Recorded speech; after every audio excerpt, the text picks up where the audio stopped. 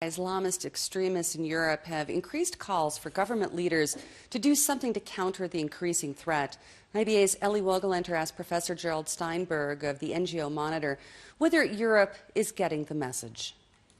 For so many years, the European leaders have ignored the obvious connection between the anti-Israel propaganda, the demonization, and anti-Semitism, attacks against Jews, the combination now of people coming back from Syria, from Iraq, with the Islamic State propaganda and the terrible violence that they are basically exposed to and participate in there. And Europe's ignored this for 20 years, the combination of these things. And now we're seeing the results of that. This is not going to disappear overnight at all. And yes, the European leaders, French president, the Danish prime minister, many others have made very good speeches.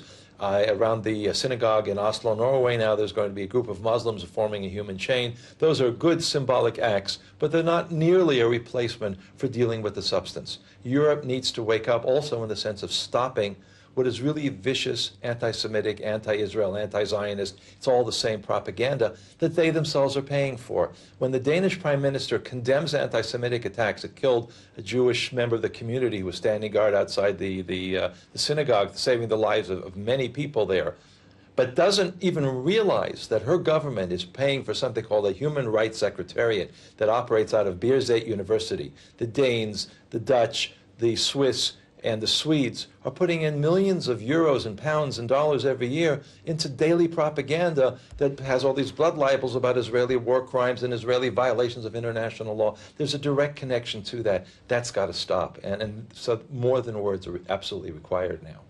So when Prime Minister Netanyahu said that the attacks on Jews in Europe will continue, he was right. I don't think anybody can deny that the infrastructure is there, and that's part of the hatred that's been taught for so many years. How the Jewish community deals with that is something they're going to have to decide, but the Zionist answer has always been, whether it was Herzl or Ben-Gurion or Begin or Netanyahu, this is your homeland. That is Zionism. They can choose to accept that or make their own decisions, but that's part of the package.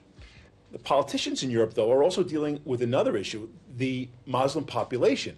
On the one hand, they ask Jews, please stay. On the other hand, they have to get reelected and they have to cater to the population that will elect them. The Muslim numbers are much greater than the Jewish numbers. How do you square that circle? It's going to be very difficult, as in all these kinds of cases, but there's also a big backlash against extreme jihadist, violent, Islamic, the teachings, the activities. They're going to have to get more involved in this. They're going to have to roll up their sleeves. The concept, the European concept of soft power and norms, we're going to show by example, morality, principles. We don't have to use force. We don't have to use pressure. That's over. That may have been good for Europe in the post-war era, in the post-Cold War era, for its native population. But when you got so much hostility and friction, in some countries you got 10, 15, 20% of a population that's not just not integrated, but extremely hostile to the overall existing groups, whether it's in France or in Brussels or in other places like that. They've avoided it. Politically correct behavior has led them to avoid dealing with this in a substantive way. The concept of integration and multiculturalism, those all sound good on paper. Clearly they haven't worked. And if Europe's going to survive, it's going to have to start dealing with this in terms of substance and not just in terms of slogans. But that attitude of Europe has been going on since World War II. Can we really expect, just because we see videos of beheadings and burning people, that that's going to change their attitude? It's not only burnings and beheadings.